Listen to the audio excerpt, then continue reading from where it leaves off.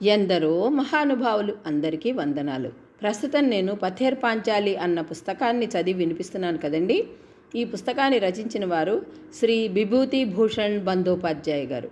వీరు ఈ పుస్తకాన్ని బెంగాలీ భాషలో రచించగా తెలుగులోనికి శ్రీ మద్దిపట్ల సూరి గారు అనువాదం చేశారండి.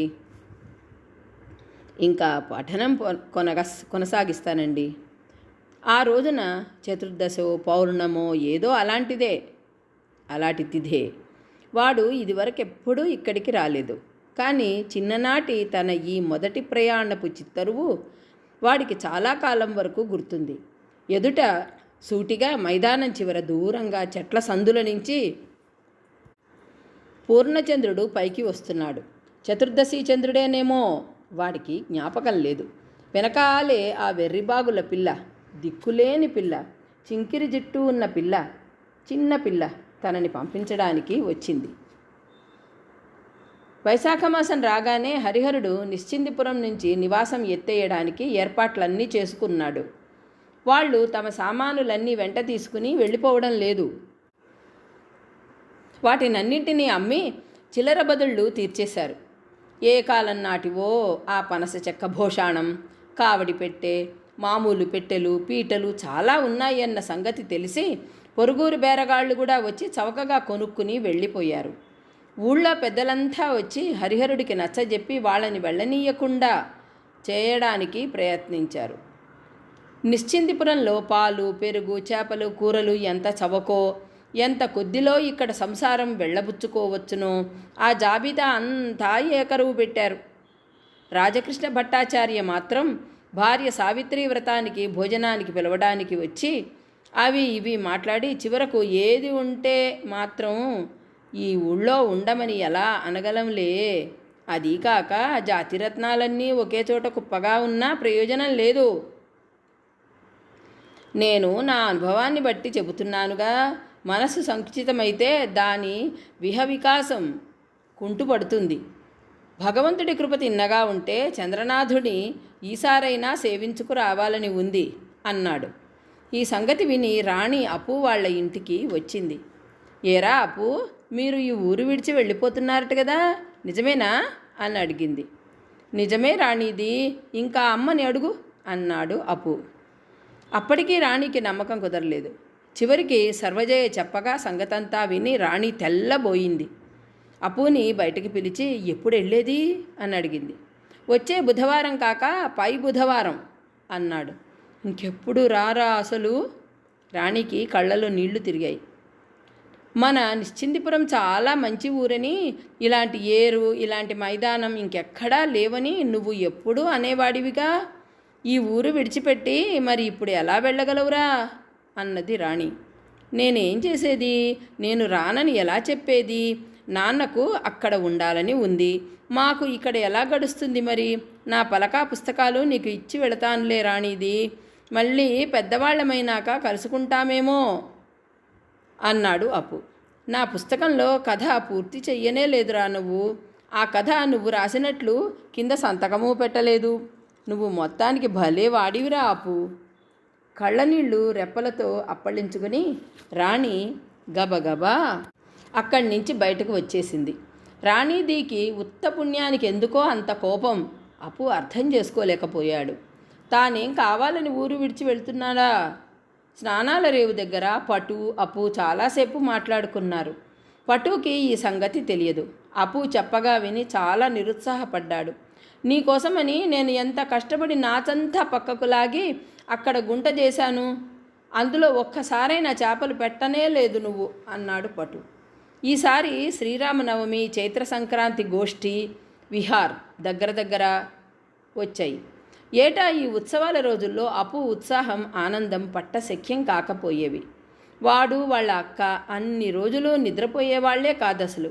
ఈసారి అప్పు కూడా ఈ విషయంలో మాత్రం లోటు చెయ్యలేదు. చైత్ర సంక్రాంతి నాడు ఊళ్ళో దయ్యం ముసలిది చచ్చిపోయింది. ఇటీవల కొత్తగా ఈ ఉత్సవాలు జరుగుతున్న మైదానానికి దగ్గరలోనే ఆ ముసలిదాని పాక. చాలామంది గుమికూడడం చూసి తాను అక్కడికి చూడడానికి వెళ్ళాడు. వెనక ఒకసారి ఈ దయ్యం ముసలిదానికి భయపడి వెదురుతోపుకు అడ్డంగా పడి పరిగెత్తాడు. అప్పుడు తాను చాలా చిన్నవాడు. ఇప్పుడు ఆ సంగతి గుర్తొచ్చినప్పుడల్లా నవ్వొస్తూ ఉంటుంది. ఈ ముసలిది దయ్యమూ కాదు ఏం కాదు అని తెలుసుకున్నాడు ఇప్పుడు. ఊరికి ఒక కొసని, అందరి ఇళ్లకు దూరంగా ఒక్కతే ఉండేది. పేదది, దిక్కులేనిది పాపం. కొడుకులు లేరు, కూతుళ్ళు లేరు, కనిపెట్టుకుని ఉండేవాళ్ళు ఎవ్వరూ లేరు. అలాంటి వాళ్ళు ఎవరైనా ఉంటే ఇంట్లో చచ్చిపోయిన మనిషి రోజల్లా అక్కడ ఉండేదా? సంస్కారం జరిపేందుకు ఎవరైనా వచ్చేవాళ్లేగా. జాలరి పాండు కొడుకు ఓ కుండ బయటకు తీసుకొచ్చి బోర్లించాడు. దాని నిండా మామిడి ఒరుగు ఉంది. రాలిపోయిన మామిడికాయలు ఏరుకుని వచ్చి ముసలిది ఒరుగు చేసేది.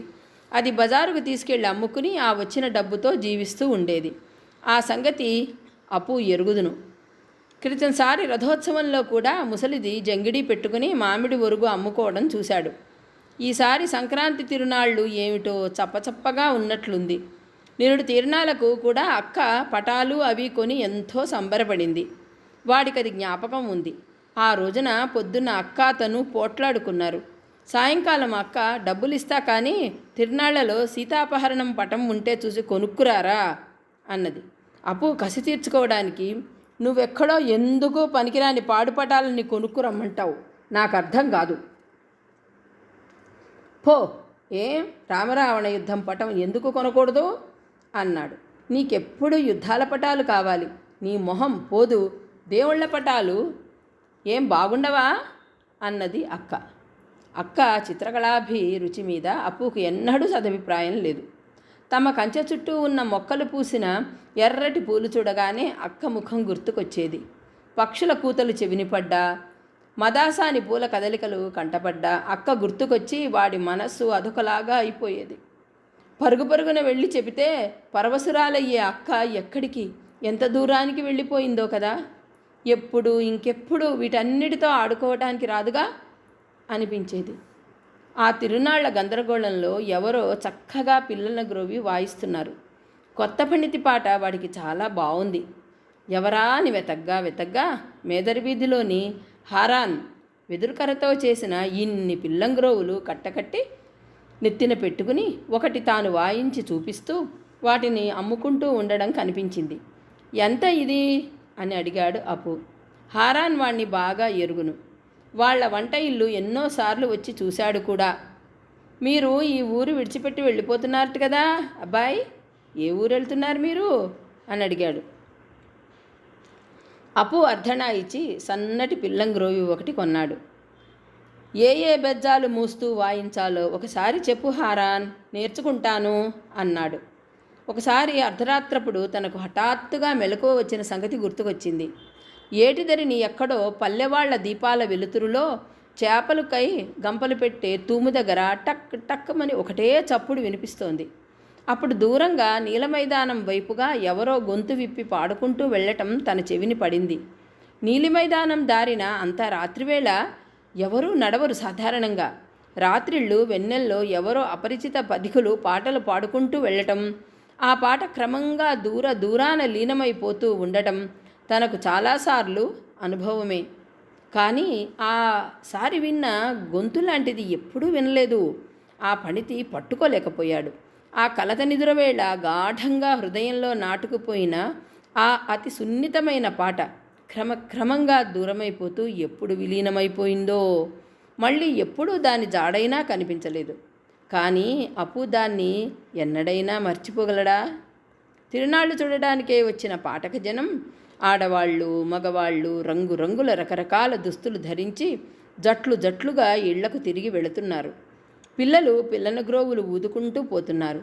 గోష్ఠీ విహార ఉత్సవం చూడటానికని 4-5 కోసల దూరం నుంచి కూడా వచ్చారు జనం.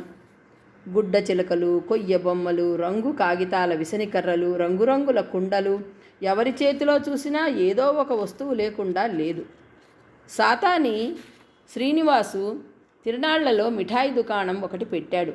అతడి దుకాణంలో ఓ అర్ధణా పెట్టి నూనె సరుకేదో కొనుక్కుని ఇంటి ముఖం పట్టాడు అప్పు. తిరిగి వస్తుండగా మనసుకు తోచింది, తాము వెళ్తున్న ఆ ఊళ్ళో ఇలాంటి గోష్ఠి విహార్ ఉత్సవం ఉంటుంది. ఇహ ఇలాంటి చైత్ర సంక్రాంతి తిరునాళ్ళు చూడటం పడదేమో. అక్కడ ఇలాంటి తిరునాళ్ళు లేకపోతే నేను తిరునాళ్ళు చూస్తాను నాన్న, నిశ్చిందిపురం వెళ్తాను పోనీ 2 నాళ్ళు పిన్నిగారింటికి వెళ్ళి ఉండి వస్తాను అని తండ్రితో చెబుదామనే ఊహ తట్టింది. సంక్రాంతి వెళ్ళిన మర్నాడు సామానులవి మూటలు కట్టడం ప్రారంభించారు. రేపు మధ్యాహ్నం భోజనాలు చేసుకుని బయలుదేరాలి.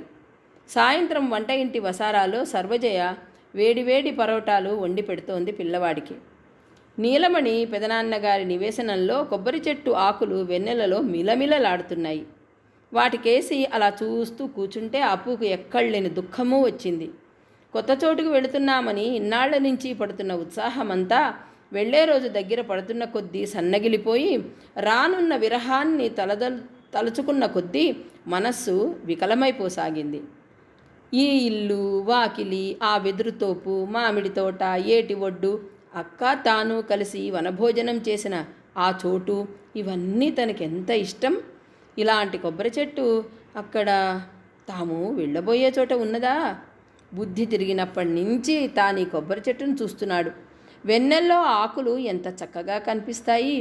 వెన్నెల రాత్రి వేళలా ఈ వసారాలో కూర్చుని వెన్నెల్లో మిలమిలలాడే ఆ కొబ్బరి మట్టలకేసి చూస్తూ అక్కతో ఎన్నిసార్లు గవ్వలాడాడు. తాము నిశ్చిందిపురం ఎంతో బాగుంటుందని ఎన్నిసార్లు తోచలేదు మనస్సుకి. తాము వెళ్ళబోయే చోట వంట ఇంటి వసారా పక్కన ఇలాంటి కొబ్బరి చెట్టు ఉంటుంది. అక్కడ చేపలు పట్టుకోవడానికి, మామిడికాయలు ఏరుకోవటానికి, నావలెక్కి తిరగడానికి, రైలాట ఆడుకోవటానికి వీలుంటుందా? కడిమి చెట్ల రేవు లాంటి రేవు అక్కడ ఉంటుందా? రాణూది ఉంటుందా? సోనాడాంగా మైదానం ఉంటుందా? ఇవన్నీ చాలా నచ్చినవి తనకు. ఎందుకు ఊరికే వీటినన్నిటినీ ఇలా విడిచిపెట్టుకుని వెళ్ళడం?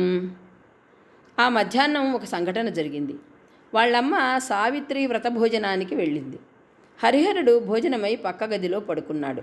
అప్పు చావడిలో చెక్కల మీద ఉన్న సామాన్లు తీసుకెళ్లేవి అవునా కాదా అని అటు ఇటు సర్ది చూస్తున్నాడు. పై చెక్క మీద ఉన్న మట్టి పిడత ఒకటి అక్కడి నుంచి తీయబోతే అందులో నుంచి ఏమిటో గల్లుమని కింద పడింది. కింద పడిన దాన్ని తీసి చూసి అప్పు తెల్లబోయాడు. దాని నిండా దుమ్ము అది పడి ఉన్నా అది ఏం వస్తువో, దాని చరిత్ర ఏమిటో అప్పు క్షణంలో గ్రహించాడు. అది ఆ చిన్న బంగారు కుంకుమ భరిణ. క్రితం సంవత్సరం భువనముఖర్జీ గారి ఇంట్లో ఎత్తుకు వచ్చిన కుంకుమ భరిణ. మధ్యాహ్నం వేళ ఇంట్లో ఎవరూ లేరు. ఆ భరిణను అలాగే పట్టుకుని పరధ్యాన్నంగా చాలాసేపు నిలబడ్డాడు. వైశాఖ మాసపు మిట్ట మధ్యాహ్నపు మండుటెండలో వెదురుతోపులో నుంచి జూయి జూయి ధ్వనులు ఎక్కడెక్కడి వార్తలలాగానో చెవికి సోకుతున్నాయి. పాపిష్టిది అక్క ఎత్తుకొచ్చిన ఈ పిడతలో దాచిపెట్టింది అనుకున్నాడు తనలో తాను. వాడు కాసేపు ఆలోచించాడు. తర్వాత నెమ్మదిగా దొడ్డిగుమ్మం దాకా వెళ్ళి అక్కడ నిలబడ్డాడు. చాలా దూరం వరకు విస్తరించుకున్న ఉన్న వెదురుతోపు మధ్యాహ్నం ఎండకు జోగుతున్నట్లుంది. ఆ తెల్ల గద్ద ఏ చెట్టు కొసనో కూర్చుని సాగదీస్తున్నట్లు కూస్తోంది. ద్వైపాయన హ్రదంలో దాక్కున్న పూర్వయుగంలోని పరాజితుడు, దైవోపహతుడైన రాజపుత్రుని పేద నౌకరు రాజపుత్రుని వేదనాకరుణిత మధ్యాహ్నమది. దైవోపహతుడైన రాజపుత్రుని వేదనాకరుణిత మధ్యాహ్నం. కాసేపు అలా నుంచుని చేతిలోని భరిణను వెదురుతోపులోకి ఒక్క విసురున విసిరిపారేశాడు. వాళ్ళ అక్క పిలిస్తే కుక్క పరిగెత్తుకుంటూ వచ్చేదే సరిగ్గా అక్కడికే. ఎండిపోయిన వెదురుటాకుల కుప్పలో కామంచి చెట్ల గుబురు పక్కగా ఎక్కడికో పోయి పడిందది. అక్కడే ఉండని, ఎవ్వరికీ తెలియకుండా ఉంటుంది సంగతి. అక్కడికి ఎవరెళ్ళొచ్చారు అనుకున్నాడు మనసులో. ఆ బంగారు భరణ సంగతి అప్పు ఎన్నడూ ఎవ్వరికి, ఆఖరికి వాళ్ళ అమ్మకు కూడా చెప్పలేదు. పొద్దు కొంచెం తిరక్కానే హీరు ఎద్దుబండి బయలుదేరింది. పొద్దున్నే ఆకాశంలో అక్కడక్కడా కాసిన మబ్బులు ఉన్న మాట అయితే నిజమే. కానీ 10 గంటలు అయ్యేసరికి ఆ మబ్బులు ఒక్కడ విడిపోయి ఆకాశం నిర్మలంగా ఉంది. మిటమిటలాడే వైశాఖ మాసపు మండుటెండ, చెట్లు వరుసగా ఉన్న మైదానమంతా నిప్పులు చెరుగుతోంది. పట్టు బండి వెనకే చాలా దూరం వచ్చాడు. అపూదా, ఈసారి ఉత్సవానికి మంచి నాటక సమాజానికి బయానా ఇచ్చారు. నీకు తెలియదేమో ఈసారి. ఏ నాటకమో ఏమిటో. ఆ కాగితాలు నువ్వు మరి కాసిన తీసుకుని పంపించు నాకు అన్నాడు అప్పు. ఆ తిరునాళ్ళ జరిగిన మైదానం పక్కనుంచే దారి. తిరునాళ్ళ జరిగిన గుర్తులుగా మైదానమంతటా ఒలిచిన కొబ్బరి డొక్కలు, టెంకాయ చిప్పలు, అరటి గెలల మోడులు దొర్లుతున్నాయి. మైదానంలో ఎవరో ఓ పక్కన అన్నం వండుకున్నారు. కాలిన పొయ్యి, మసిబారిన కొత్త కుండ పడి ఉన్నాయి అక్కడ. హరిహరుడు మెదలకుండా కూర్చుని ఉన్నాడు. ఎందుకో బండిలో కూర్చున్న అతడి మనస్సు ఎలాగో ఉంది. ఇది మంచి పనేనా? ఎన్నాళ్ల నాటిదో తండ్రి కట్టించిన ఇల్లు, పక్క పాడుబడిన నివేశనంలోని రగడ అంతా ఆఖరైపోయినట్లేనా? ఆ గడ్డ మీద ఇంతవరకు మినుకు మినుకుమని వెలిగిన దీపం ఇవాళ సాయంత్రం నుంచి శాశ్వతంగా ఆరిపోయినట్లేనా? తండ్రి రామచంద్ర తర్కవాచస్పతి స్వర్గంలో నుంచి చూసి ఏమనుకుంటూ ఉంటాడో? ఊరు దాటిపోతోంది. ఆ దయ్యపు ముసలి దాని గుడిసె కనిపిస్తున్నంతసేపు అప్పు అటువైపే చూస్తూ కూర్చున్నాడు. తర్వాత పెద్ద ఖర్జూరపు తోట పక్క నుంచి వెళ్ళి ఆషాదుడు వెళ్ళే కంకర రోడ్డు ఎక్కింది బండి. ఊరు దాటిపోగానే సర్వజయకి మాత్రం ఇన్నాళ్ల ఈ దారిద్ర్యం, ఈ దైన్యం, ఈ అవమానపు బ్రతుకు కూడా దాటి వచ్చేశాం. ఇహ ఎదుటనున్నది కొత్త జీవితం, కొత్త సంసారం, కొత్త సిరి మాత్రమే అనిపించింది. క్రమంగా ఎండ తగ్గిపోయింది. బండి సోనాడాంగా మైదానం మధ్యలో నుంచి వెడుతోంది. హరిహరుడు మైదానం మధ్యనున్న పెద్ద మర్రి చెట్టును చూపిస్తూ, అదిగో అదే ముసలమ్మ చెరువు, దొంగల మర్రి అని చెప్పాడు.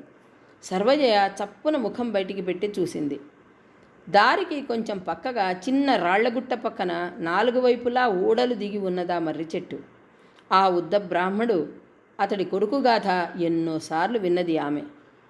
ఇప్పటికి 50 ఏళ్ల క్రితం తన మామగారి పూర్వీకులు ఇలాంటి సంజవేళ్లప్పుడు ఏ పాపమూ ఎరుగని ఆ బ్రాహ్మణుని, అమాయకుడైన అతడి కొడుకుని డబ్బు కోసమని క్రూరంగా హత్య చేసి ఇక్కడే, అప్పుడు ముసలమ్మ చెరువు అని ప్రసిద్ధికెక్కిన ఈ పల్లపు చోటులోనే కుక్కేశారు.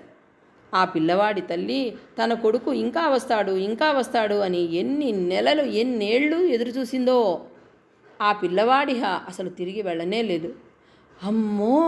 సర్వజయికి హఠాత్తుగా కళ్ళల్లో నీళ్లు తిరిగాయి. గొంతు ఏమిటో పట్టుకుపోయినట్లు అయింది. ఈ ప్రాంతపు మైదానాలన్నింటిలోకి సోనాడాంగా మైదానమే పెద్దది. అక్కడక్కడ ఏవో తుప్పలు, పొదలు, బూరుగు చెట్లు, తుమ్మ చెట్లు, ఖర్జూరం చెట్లని గెలలు వేళ్లాడుతున్నాయి. కొండగోగు పూల గుత్తులు ఊగిసలాడుతున్నాయి. ఎటు చూసినా పాపియా పక్షుల రొదలు. సుదూరవ్యాప్తమైన మైదానం పైన అవిసపు రంగులాంటి ముదురు నీలపు రంగు ఆకాశం వెల్లకిలా పడుకున్నట్లుగా ఉంది. పచ్చటి గడ్డి పరుచుకున్న మిట్టబల్లంగా ఉండే మైదానంలో ఎక్కడా వ్యవసాయ యోగ్యమైన భూమి అనేదే లేదు. అన్ని చెట్లు, పొదలు, తుప్పలే. మిగిలిన ప్రదేశమంతా గడ్డి పెరగడంతో పచ్చగా ఉంది.